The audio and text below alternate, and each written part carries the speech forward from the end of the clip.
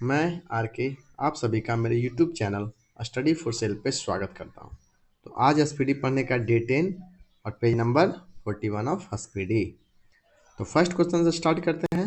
भारत संयुक्त राष्ट्र संघ के सुरक्षा परिषद का स्थायी सदस्य नहीं है। मतलब जो संयुक्त राष्ट्र संघ का सुरक्षा परिषद है, जिसे यूएनएससी भी बोलते हैं, यूनाइटेड नेशन सिक्योरिटी काउंसिल, उसमें टोटल 15 सदस्य होते हैं, जिसमें से 5 स्थायी होते हैं और 10 अस्थायी होते हैं। संयुक्त राष्ट्र संघ के सुरक्षा परिषद का क्या काम है? वो विश्व में शांति के लिए काम करते हैं। उसमें इंटरफेयर करना, कौन सा देश दूसरे पर हमला कर रहा है उसमें इंटरफेयर करना कि नहीं होना चाहिए, चाहे जो भी। तो उसके स्थायी सदस्य कौन कौन से हैं? चीन है, फ्रांस है, रूस है, यूके है और संयुक्त राज्य अमेरिका है। और ये जो 10 अस्थायी सदस्य होते हैं, ये हर 2 साल में चेंज हो जाता है। नेक्स्ट क्वेश्चन पे चलते हैं। स्वर्ण मंदिर सिख धर्म से संबंधित है। किस धर्म से? स्वर्ण मंदिर कहाँ है? अमृतसर में। तो गुरु रामदास जो थे सिखों के चौथे गुरु, वो उन्होंने अमृतसर सरोवर और अमृतसर की स्थापना की थी। किसकी स्थापना की थी? अमृतसर सरोवर और उसके आसपास अमृतसर शहर की स्थापना कब? 1574 ईस्वी में। और उन्होंने मंदिर की नींव भी रखी थी। जो अमृत स्वर्ण मंदिर है, उसकी नींव किसने रखी थी? गुरु रामदास ने। उन्होंने ये नींव रखी थी। लेकिन उसके 5वें गुरु, सिखों के 5वें गुरु कौन से हो गए? गुरु अर्जुन देव, sorry not Arjun, it's Arjan Dev. वो जो 5th गुरु थे, उन्होंने मंदिर का निर्माण को पूरा किया था। कब किया था? 1604 में पूरा। और महाराजा रंजीत सिंह जो थे, उन्होंने जब ये दोबारा ध्वंस हो गया था, मतलब अफगानों के युद्ध के कारण, तब उन्होंने इसकी फिर से मरम्मत करवाई थी और इस पे सोने की परत चढ़ाई थी। नेक्स्ट क्वेश्चन पे चलते हैं। भारत ने ओलंपिक खेलों में पहला स्वर्ण पदक 1928 हॉकी में जीता था। भारत ने पहला ओलंपिक पदक कब जीता था? ओलंपिक पदक पहले जीत चुके थे, लेकिन स्वर्ण पदक कब जीता था? 1928 में। ओलंपिक में पहला पदक कब जीता गया था? नॉर्मन प्रीचर्ड द्वारा। कब? कौन सा? रजत जीता गया था पेरिस में। ठीक है। कब? 1900 में। पहला ओलंपिक खेल कब हुआ था? 1896 में। उसका दूसरा जब 1900 में हुआ था, उसमें नॉर्मन प्रीचर्ड द्वारा जीता गया था रजत। लेकिन अगर गोल्ड की बात की जाए तो वो 1928 में जीता गया था भारत द्वारा पहली बार। उसके कब? 1928 में। और वो ओलंपिक कहाँ हुआ था? एम्स्टर्डम में हुआ था।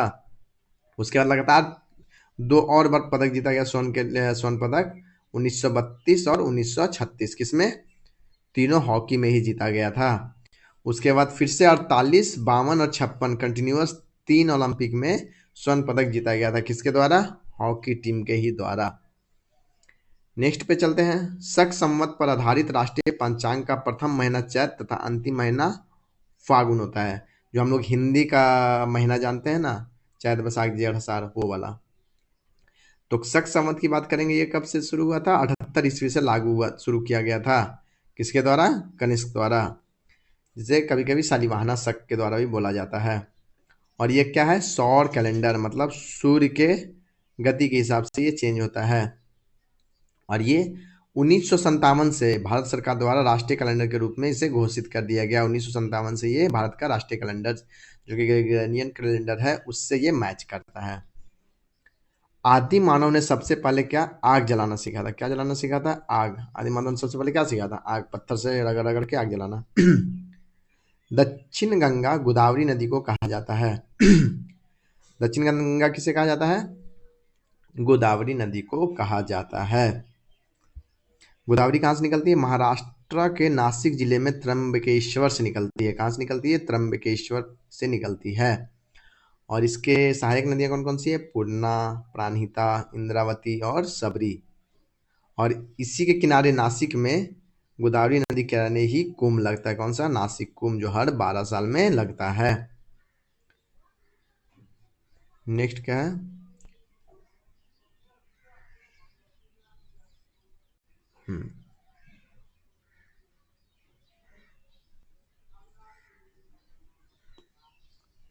जफरनामा के लेखक गुरु गोविंद सिंह हैं। जफरनामा के लेखक कौन थे? गुरु गोविंद सिंह।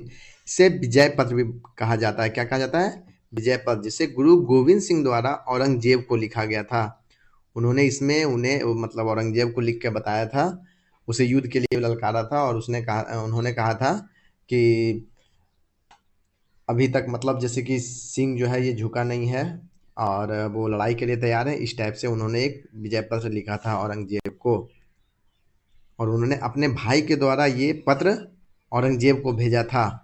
लेकिन उस समय तक औरंगजेब अपने अंतिम दिनों में था, मतलब मृत्यु के करीब था। और उसने ये पत्र पढ़ने के बाद गुरु गोविंद सिंह से मिलने की इच्छा जताई। और जब तक गुरु गोविंद सिंह वहां पे पहुंचे थे औरंगजेब की मृत्यु हो चुकी थी। तो ये जफरनामा जो है वो बहुत ही पॉपुलर पत्र है। अमृतसर शहर के संस्थापक गुरु रामदास थे। कौन थे? गुरु रामदास। पर मैंने बताया था आपको जो कि चौथे गुरु थे। कौन से थे? चौथे। पांचवें कौन से थे? गुरु अर्जन देव।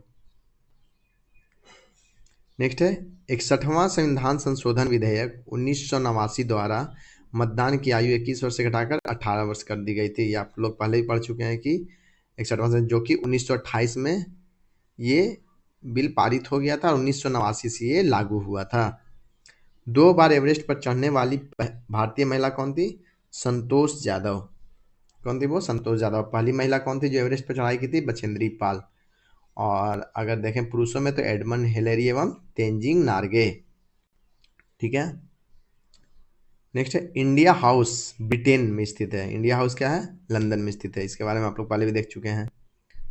तैमूर लंग के आक्रमण का परिणाम तुगलक वंश का पतन था। क्या था? तुगलक वंश का पतन।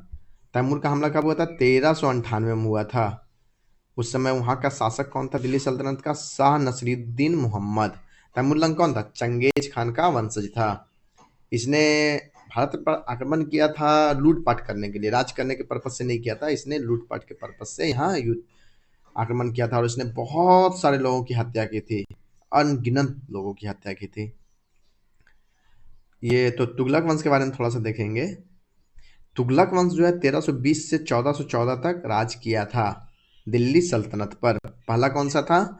गुलाम वंश, दूसरा खिलजी वंश और तीसरा तुगलक वंश। खिलजी वंश कब से कब तक? 90 से, मतलब 1290 से 1320 तक राज किया था खिलजी वंश। ये 1320 से 1414 तक राज किया था। कौन से वंश ने? तुगलक वंश ने। और इसके पहले शासक कौन थे? मतलब इसकी स्थापना किसने की थी तुगलक वंश की? गयासुद्दीन तुगलक ने। और ये 1320 से 1325 तक राज किया था। उसके बाद आए थे मोहम्मद बिन तुगलक, उसके बाद फिरोज शाह तुगलक। सबके बारे में पूरा एक्सप्लेन नहीं कर सकता हूँ क्योंकि यहाँ पे क्वेश्चन बहुत ज़्यादा है, इसीलिए जो थोड़ा थोड़ा डिटेल्स है मैं शेयर करते जा रहा हूँ। जैसे जैसे क्वेश्चन आते जाएगा, अगर मोहम्मद बिन तुगलक के बारे में आएगा तो उसके बारे में डिटेल्स में बताऊंगा, फिरोज शाह तुगलक के बारे में आएगा तो उसके बारे में बताऊंगा, और जैसे जैसे क्वेश्चन आते जाएगा क्योंकि बहुत सारे क्वेश्चन कवर होगा। ठीक है। सरस्वती सम्मान के प्रथम प्राप्तकर्ता हरिवंश राय बच्चन थे। कौन थे? हरिवंश राय बच्चन। तो ये सरस्वती सम्मान किसके द्वारा दिया जाता है? ये पुरस्कार के बिरला फाउंडेशन द्वारा शुरू किया गया था। कब से? 1991 से। और ये क्यों दिया था? ये अनुसूची 8 के किसी भाषा के साहित्य को दिया था। किसी भाषा में जो साहित्य लिखा हुआ है उसे दिया जाता है। अनुसूची 8 के बारे में आपको बताए थे ना पहले, कौन कौन सी भाषाएं हैं, कौन सी कब जोड़ी गई है। एक बार उसको रिवाइज भी कर लीजिएगा, यहाँ से क्वेश्चन बहुत सारी आती है। नेक्स्ट क्वेश्चन है, एक सेकेंड।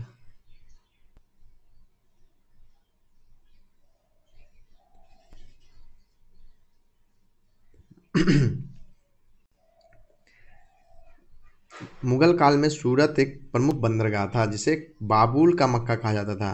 क्या बोला जाता है? बाबुल का मक्का कहा जाता था। नेक्स्ट चलेंगे।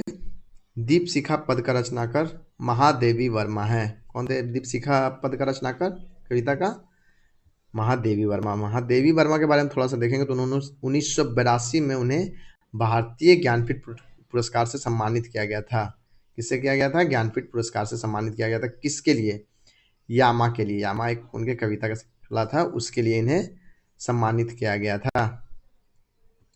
नेक्स्ट है Harry Potter and the goblet of fire के लेखक जेके रॉलिंग है।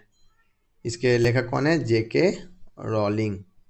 Harry Potter and the goblet of fire के। भारत का 28वां राज्य झारखंड है। ये बहुत पुराना सेट है, इसीलिए इसमें 28वां राज्य झारखंड दिया जा रहा है। इसकी स्थापना कब हुई थी? 15 नवंबर 2000 को हुआ था। और अगर लेटेस्ट में देखा जाए तो मतलब कौन से राज्य की स्थापना हुई थी? तेलंगाना का 2 जून 2014 को, ये 29वां राज्य था। लेकिन अभी करंट में कितने राज्य हैं? 28 राज्य हैं, क्योंकि जम्मू कश्मीर को तोड़ के उसे जम्मू कश्मीर और लद्दाख केंद्र शासित प्रदेश में बदल दिया गया है। नेक्स्ट है गरीबी रेखा का मापन कैलोरी, और टोटल कितने हो गए ये संघ शासित केंद्र प्रदेश?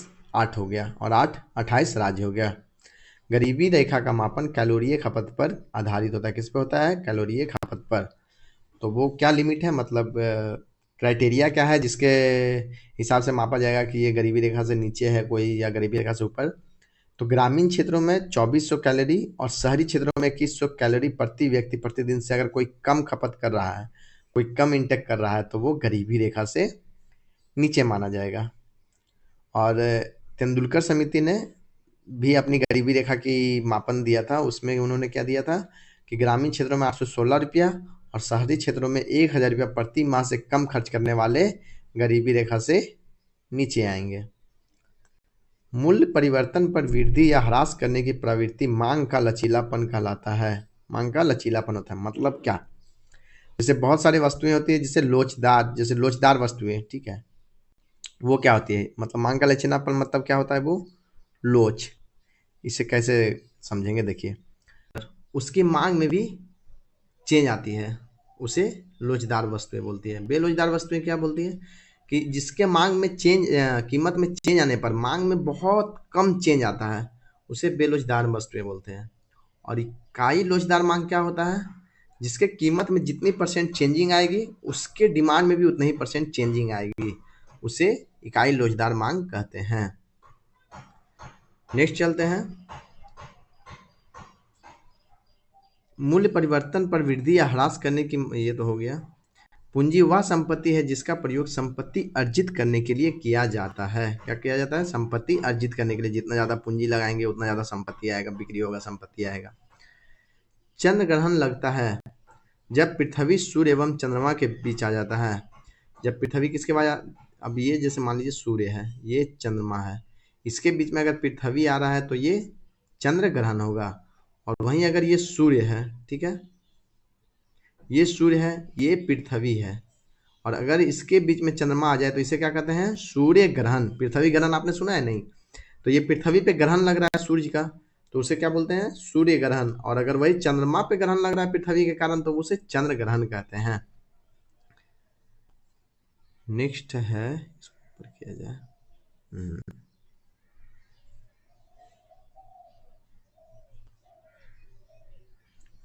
एक लैंप की बत्ती में तेल ऊपर चढ़ने का कारण केशिकत्व क्रिया है। कौन सी क्रिया है? केशिकत्व क्रिया है, केशिकत्व क्रिया है। केशिकत्व क्रिया क्या होती है? जैसे कि छोटे छोटे पोर्स से, मतलब जैसे तेल की बत्ती है तो उसमें छोटे छोटे छेद होते हैं, उसके कारण तेल का ऊपर चढ़ना, इसे केशिक क्रिया कहते हैं। जैसे कि पेड़ों में भी जड़ से पानी का ऊपर चढ़ना केशिकत्व क्रिया होता है। और ये क्या होता है? ये गुरुत्वाकर्षण के विपरीत काम करता है। गुरुत्वाकर्षण नीचे है तो तेल नीचे जाना चाहिए, लेकिन तेल जो है ऊपर जा रहा है, वो किसके कारण? केशिकत्व के कारण। नेक्स्ट चलते हैं, संविधान सभा की अध्यक्षता डॉक्टर राजेंद्र प्रसाद द्वारा की गई थी। किसके द्वारा की गई थी? डॉक्टर राजेंद्र प्रसाद द्वारा। ये कब बने थे? 11 दिसंबर 1946 से ये संविधान सभा के अध्यक्ष बने थे। भारतीय संविधान के अनुच्छेद 32 के अंतर्गत एक नागरिक अपने मौलिक अधिकारों के प्रवर्तन हेतु उच्च न्यायालय जा सकता है। कहाँ जा सकता है? उच्च न्यायालय जा सकता है। तो अनुच्छेद 32 के बारे में देखेंगे, मतलब क्या है? तो ये इसे संविधान की आत्मा और हृदय कहा था। किसने? भीमराव अम्बेडकर ने कहा था। क्यों? क्योंकि अगर आपके मौलिक अधिकारों का हनन हो रहा है, मौलिक अधिकार आपको ठीक से नहीं मिल रहा है, मतलब उस आप पे नहीं लागू हो रहा है, तो आप इसके लिए सीधा सुप्रीम कोर्ट जा सकते हैं। इसमें 5 प्रकार की रीट होती है। कौन सी? बंदी प्रत्यक्षीकरण, परमादेश, प्रतिषेध, अधिकार परीक्षा और उत्प्रेषण। बंदी प्रत्यक्षीकरण क्या होता है? किसी को अगर आपने बंदी बनाया है तो उसे कोर्ट के सामने प्रस्तुत करना है, ये होता है बंदी प्रत्यक्षीकरण। जिससे कि ये पता चल सके कि वो जो गिरफ्तार हुआ है वो वैलिड पॉइंट पे हुआ है या नहीं। परमादेश क्या होता है? अगर कोई सरकारी कार्य कर्मचारी अपना काम ठीक से नहीं कर रहा है तो उसे ये परमादेश दिया जाता है कि वो अपना काम सही से करे। प्रतिषेध क्या होता है?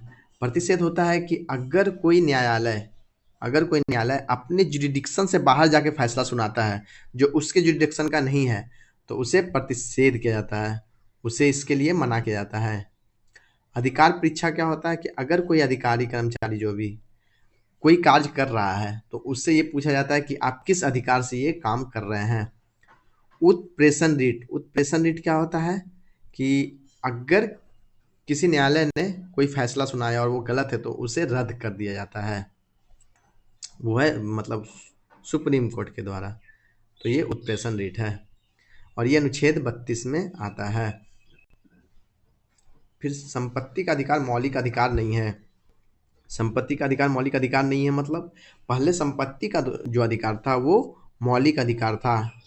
किस अनुच्छेद में था? 19 का 1 का एफ में, और किस में था? 31 में था। लेकिन अब इसे क्या है कि हटा दिया गया। ठीक है, ये कहाँ चला गया? ये 300 के काम में चला गया, 300 ए में। और कौन सा संविधान संशोधन द्वारा? 44वां संविधान संशोधन 1978 द्वारा। और ये अब क्या है? ये अब कानूनी अधिकार है। पहले क्या था? संपत्ति का अधिकार मौलिक अधिकार, अब ये कानूनी अधिकार है।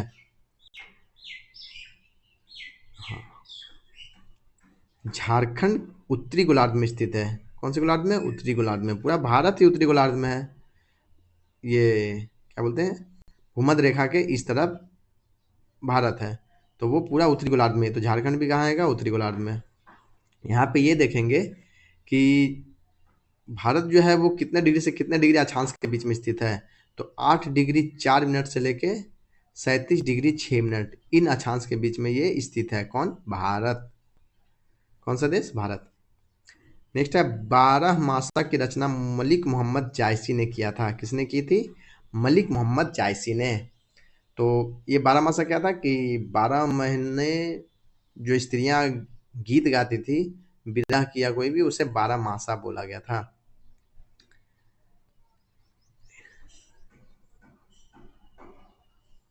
नेक्स्ट है, 7वीं पंचवर्षीय योजना 1985 से 90 में गरीबी रेखा को परिभाषित किया गया था। इसमें किसको परिभाषित किया गया था? गरीबी रेखा को।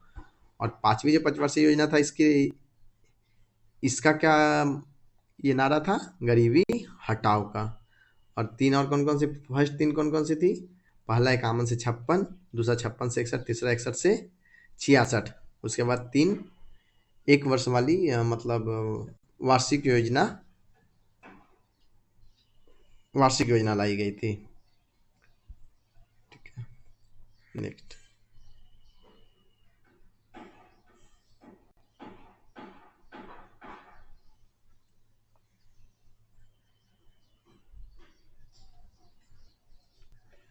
द्वार समुद्र में होयसर भवन कला का सर्वोत्तम उदाहरण मिलता है। कहाँ? द्वार समुद्र में। जैसे अभी क्या बोला जाता है? हेलविड। उसके बाद है, मकर रेखा के उत्तर एवं कर्क रेखा के दक्षिण में स्थित उष्ण कटिबंध कहलाता है। मकर रेखा के उत्तर एवं कर्क रेखा के दक्षिण, मतलब अगर ये देखेंगे कि ये क्या है? भूमध्य रेखा, तो इसके उत्तर में 23.5 डिग्री अक्षांश हो गया। और इधर नीचे क्या हो गया? कर्क रेखा हो गया। नीचे क्या हो गया? मकर रेखा। तो ये जो पूरा क्षेत्र है ये क्या कहलाता है? उष्ण कटिबंध कहलाता है। उत्तर समशीतोष्ण क्षेत्र में मौसम परिवर्तन का अधिकतर प्रभाव का अनुभव होता है। क्या होता है? अधिकतर प्रभाव का अनुभव होता है। उत्तर समशीतोष्ण मतलब उत्तर में इसके और 66.5 डिग्री के बीच में जो बोलते हैं उसके बारे में बात हो रहा है। अटलांटिक अटलांटिक नहीं, आर्कटिक वृत्त के बीच के क्षेत्र को। कौटिल्य का अर्थशास्त्र राजनीति से संबंधित है। कौटिल्य का अर्थशास्त्र किससे संबंधित है? राजनीति से। कौटिल्य कौन थे? इनका एक और नाम था विष्णुगुप्त, और ये चंद्रगुप्त मौर्य के गुरु थे। तो इन्होंने एक पुस्तक लिखी थी, कौन सी? अर्थशास्त्र, जो कि राजनीति से संबंधित था। सबसे बड़ा कपास उत्पादक देश चीन है। सबसे बड़ा कपास उत्पादक देश कौन सा है? चीन है। तो कपास उत्पादक देश चीन नहीं है। कपास उत्पादक देश कौन सा है सबसे बड़ा? भारत है। अभ्रक उत्पादक देश में चीन आएगा, गेहूं में चीन आएगा, चावल में चीन आएगा, लेकिन कपास में भारत आएगा। ये पहले का क्वेश्चन है, इसीलिए इसमें थोड़ा उस समय होगा, लेकिन अभी भारत है। महान्यायवादी संसद सदस्य बने बिना भी पार्लियामेंट की कार्रवाई में भाग ले सकता है। कौन महान्यायवादी? ये कौन सा अनुच्छेद से संबंधित है? अनुच्छेद 76। यहाँ पे नहीं लिखा हुआ है मैंने, हाँ मैंने नहीं लिखा है। तो ये अनुच्छेद 76 में महान्यायवादी के बारे में दिया हुआ है। मतलब सरकार का कानूनी अधिकारी होता है। ये क्या होता है? सरकार का कानूनी अधिकारी, मतलब ये जो है सरकार का कोई भी केस लड़ना हो तो उसे कौन लड़ेंगे? महान्यायवादी लड़ेंगे। विषुवत से दूरी किसी क्षेत्र की वर्षा को प्रभावित नहीं करता है। विषुवत रेखा से कोई भी क्षेत्र कितना दूर है? अगर ये पृथ्वी के बारे में देखें तो ये विषुवत रेखा मतलब भूमध्य रेखा से कितनी दूर है, इससे मतलब नहीं है कि वो वर्षा को प्रभावित करेगा। उसके कारक कौन कौन से होते हैं जो वर्षा को प्रभावित करता है? तो यहाँ देखेंगे वर्षा को प्रभावित करने वाले कारक कौन कौन से हैं। इसको फिर से करता हूँ। हाँ, तापमान, तापमान जो इसको प्रभावित करता है। वायुमंडलीय दबाव करता है। तापमान मतलब कोई क्षेत्र का तापमान जितना ज़्यादा या कम रहेगा उस हिसाब से वहाँ पे वर्षा होता है। अगर ज़्यादा है तो भाप बन के उठ रहा है, उसके बाद वहाँ पे वर्षा हो रहा है। वायुमंडलीय दबाव, आर्द्रता, वायु की दिशा और भौगोलिक स्थिति। भौगोलिक स्थिति मतलब पहाड़, नदी, झरने, ये सब के बारे में। नेक्स्ट है भारतीय संविधान की न्यायिक पुनरीक्षण विशेषता को अमेरिकी संविधान से ग्रहण किया गया है। कहाँ से किया गया है? अमेरिकी संविधान से। तो न्यायिक पुनरीक्षण क्या है? Judicial review. क्या बोलते हैं इसको इंग्लिश में? Judicial review. मतलब कोई भी, जैसे कि आपका संसद हो गया या कोई भी न्यायपालिका या कार्यपालिका या विधायिका अपना काम ठीक से कर रहा है कि नहीं कर रहा है, ये जांच करने का काम किसका है? न्यायपालिका का। तो वो इसे चेक करेगा कि ठीक से कर रहा है कि नहीं, और वो इस चीज़ को रद्द भी कर सकता है अगर उसे लगा कि ये गलत है तो ये अमेरिकी संविधान से लिया गया था। नेक्स्ट पे चलते हैं।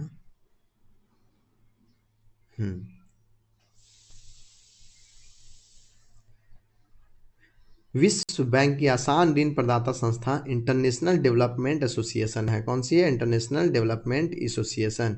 ये जो है क्या करता, इसका काम क्या है? गरीब देशों को बहुत ही कम मतलब रियायत दरों पे लोन देना, सब्सिडी देना। ठीक है, ये काम है इसका।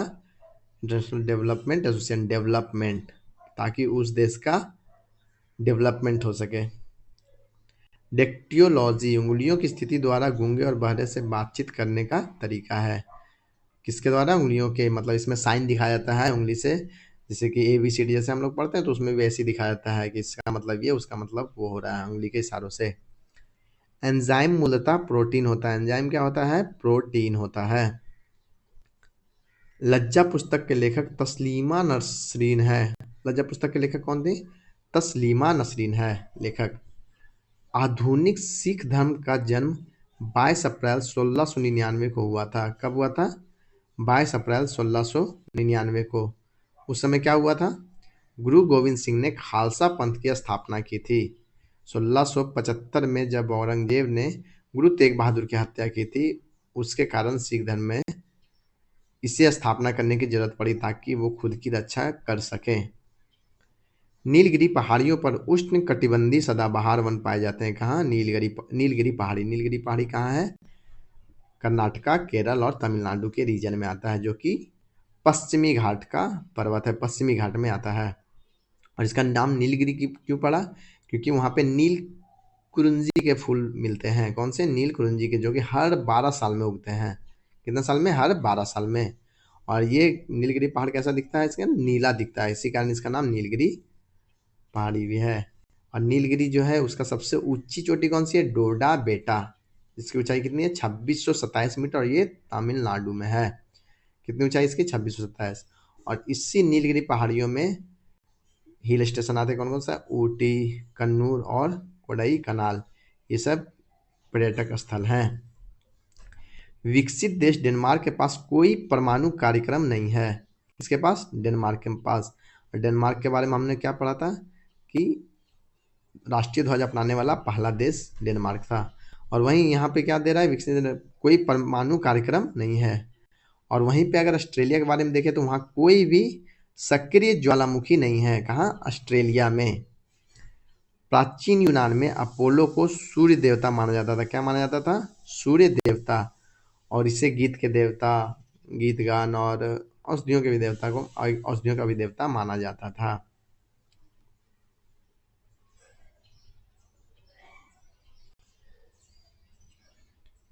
नेक्स्ट क्वेश्चन पे चलते हैं।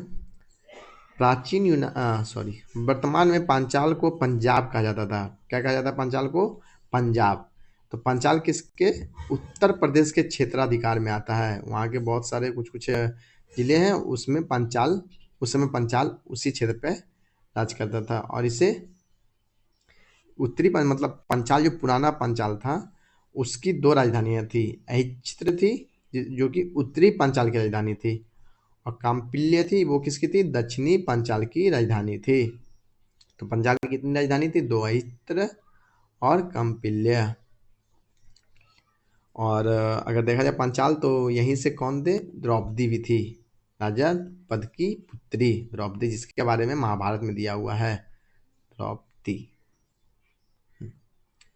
द लास्ट सपर नामक प्रसिद्ध पेंटिंग के कृतिकार लियोनार्डो दा विंसी है। कौन है? लियोनार्डो दा विंसी इटली है।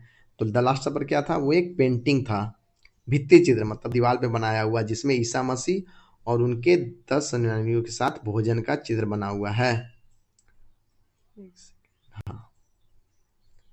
राष्ट्रपति का चुनाव संसद के दोनों सदनों तथा राज्य विधानसभाओं के निर्वाचित सदस्यों से बने निर्वाचक मंडल द्वारा किया जाता है। किसके द्वारा? निर्वाचित सदस्यों के द्वारा। मतलब कि राष्ट्रपति का चुनाव होगा, उसमें संसद के दोनों सदन कौन कौन से? लोकसभा, राज्यसभा और विधानसभा, जो कि राज्यों में होते हैं। विधान परिषद नहीं, सिर्फ विधानसभा।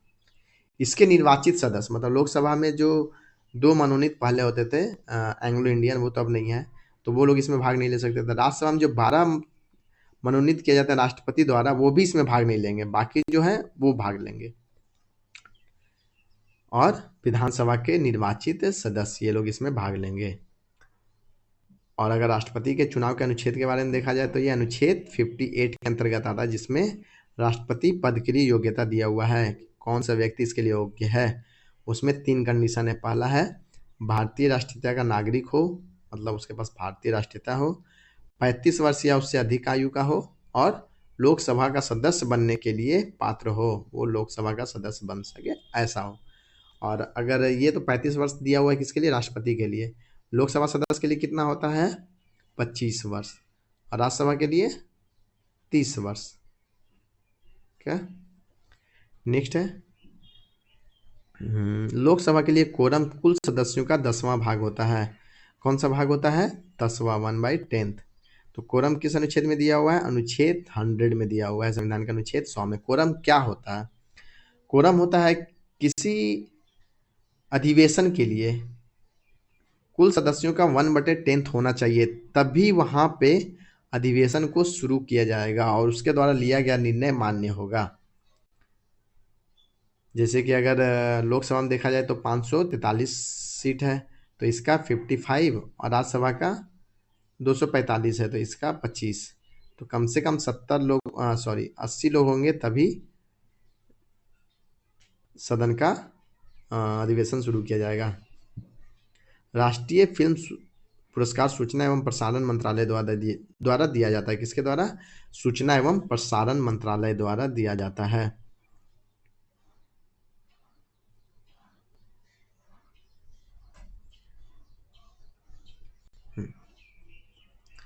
अब है राज्य सरकार के लिए राजस्व का सर्वोत्तम स्रोत क्या है? बिक्री कर है। तो ये पुराना, मैंने बताया था आपको, ये पुराना सेट है, इसीलिए इसमें बिक्री कर दिया हुआ है। ऐसे अगर देखा जाए तो राज्य सरकार के राजस्व का स्रोत क्या है? कौन कौन सा है? SGST, राज्य वस्तु एवं सेवा कर, GST जो जानते हैं हम लोग, तो स्टेट GST, ठीक है। उसके बाद राज्य उत्पाद शुल्क, जैसे कि पेय पदार्थों और लिक्वर पे जो लगता है, मतलब दारू वारू पे, उसका। फिर वाहन कर, जैसे कि हम लोग गाड़ी का रजिस्ट्रेशन करवाते हैं वो, स्टाम्प शुल्क जो ज़मीन उमीन बिकता है उसके लिए स्टाम्प शुल्क जो लगता है वो, और केंद्र सरकार से प्राप्त अनुदान, ये राज्य सरकार के राजस्व के स्रोत हैं ये सब।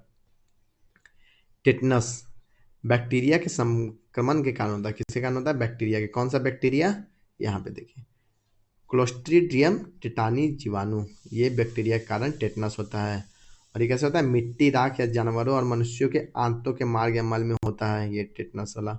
जब हम लोग का कट छट जाता है कहीं भी तो उसके थ्रू ये चला जाता है शरीर के अंदर, और ये हमारे हड्डी जैसे कि तंत्रिका तंत्र की हड्डियां उन्हें प्रभावित करता है, जिसके कारण मौत भी आ जाती है उसमें। उसके कारण उसमें फ्रैक्चर आना ये है ना, और उसके बाद मौत होने का चांस रहता है। और जंग लगे कील सुई आदि पर, इसीलिए जब हम लोग को किसी भी जंग लगा हुआ सामान से हाथ वाथ कट जाता है तो हम लोग टेटवेट का सुई लेते हैं इसी के संक्रमण से बचने के लिए। मनुष्य की हृदय की सामान्य स्पंदन गति 72 बार प्रति मिनट है। क्या है? 72 बार प्रति मिनट। मतलब मनुष्य का दिल 1 मिनट में 72 बार धड़कता है, हृदय। वो वाला दिल मत समझ लीजिएगा जो किसी और के लिए धड़कता है। मुमताज महल, वो बस कहने के लिए है, ऐसे हृदय का धड़कने का दर क्या है? 72 बार प्रति मिनट। मुमताज महल औरंगजेब की माँ थी। मुमताज महल कौन थी? औरंगजेब की माँ। और किसकी बीवी थी? शाहजहां की बीवी थी, जिसके लिए शाहजहां ने क्या बनवाया था? ताजमहल बनवाया था। और ये किसकी, कितने नंबर की बीवी थी इसकी? तीसरे नंबर की बीवी थी शाहजहां की। द्वितीय विश्व युद्ध 1939 से 45 में पर्ल हार्बर ने जापान पे हमला किया था। पर्ल हार्बर पर जापान ने हमला किया था। कब किया था? 7 दिसंबर 1931। और पर्ल हार्बर क्या था? वो द्वीप पे था, और ये हवाई क्षेत्र में था, और ये अमेरिकी नौसेना का अड्डा था जिस पर जापान ने हमला किया था। तो हमला करने का रीजन क्या था? क्योंकि अमेरिका ने उस पर बहुत सारे आर्थिक प्रतिबंध लगाए थे, जिसके कारण ये गुस्सा में था, और उसे लगा कि अगर हम इस पे हमला करते हैं तो अमेरिका थोड़ा डर जाएगा, जिसके कारण इसी हमले के कारण अमेरिका जो है द्वितीय विश्व युद्ध में शामिल हो गया था, क्योंकि इस हमले में उसके बहुत सारे सैनिकों की जान चली गई थी। उड़ीसा 1936 ईस्वी में राज्य बना था। कब बना था? 1936 ईस्वी में। इसके बारे में थोड़ा सा इधर देखेंगे। इसकी स्थापना कब हुई थी? 1 अप्रैल 1936 को। ये बिहार से अलग हुआ था। पहले ये कहाँ था? ये बिहार में ही था। जब 1912 में बिहार और उड़ीसा को बंगाल प्रांत से अलग किया गया था, तब से लेके 36 तक ये बिहार के साथ था, लेकिन 1 अप्रैल 1936 से इसे एक अलग राज्य का दर्जा दिया गया। नेक्स्ट है नोबेल पुरस्कार रॉयल स्वीडिश अकादमी स्वीडन द्वारा दिया जाता है। नोबेल पुरस्कार किसके द्वारा दिया जाता है? रॉयल स्वीडिश अकादमी द्वारा। किसके सम्मान में दिया जाता है? अल्फ्रेड नोबेल के सम्मान में दिया जाता है, जो कि 1901 में शुरू किया गया था, उनके 5वें पुण्यतिथि पे। नेक्स्ट है, और अगर देखेंगे भारत के बारे में तो 1913 में किसे दिया गया था पहला नोबेल पुरस्कार? रविन्द्रनाथ टैगोर को। फिर 1930 में किसे दिया गया था? सीवी रमन को। और भारत की पहली महिला जिसे नोबेल पुरस्कार दिया गया था वो कौन थी? मदर टेरेसा, जिन्हें दिया गया था 1979 को। ये इन्हें कब दिया गया था? 1979 को। थीन बांध रावी नदी पर है। थीन बांध किस नदी पर है? रावी नदी पर है, जिसे रंजीत सागर बांध भी बोलते हैं। कौन से बांध भी बोलते हैं? रंजीत सागर बांध। और ये कहाँ है? पठानकोट जिला पंजाब में है, जो कि भारत पाकिस्तान के सीमा के नज़दीक है। तो आज का वीडियो यहीं पे समाप्त करते हैं। आज डिटेल्स में देखिए बहुत ज़्यादा मैं नहीं बता सकता हूँ। बहुत ज़्यादा डिटेल्स में बताने पे वीडियो बहुत ही बड़ा होगा, क्योंकि इसमें 70 से 80 का क्वेश्चन ऑलरेडी होते हैं। तो आगे बढ़ते जाने पे बहुत सारे क्वेश्चन हम लोग को मिलते जाएगा, तो उसके बारे में डिटेल्स में देते देते जब आपका ये वीडियो पूरा मतलब ये पूरा जो कोर्स बोले चाहे जो भी बोले, ये जब पूरा लास्ट हो जाएगा तो तब तक आप लोगों को सबकी जानकारी हो जाएगी, क्योंकि जैसे जैसे क्वेश्चन मिलते जाएगा उसके बारे में मैं डिटेल्स में थोड़ा एक्सप्लेन करते जाऊंगा, जो एक्सप्लेन करने लायक होगा। तो आज के लिए यहीं तक, मिलते हैं अगले वीडियो में। जय हिंद।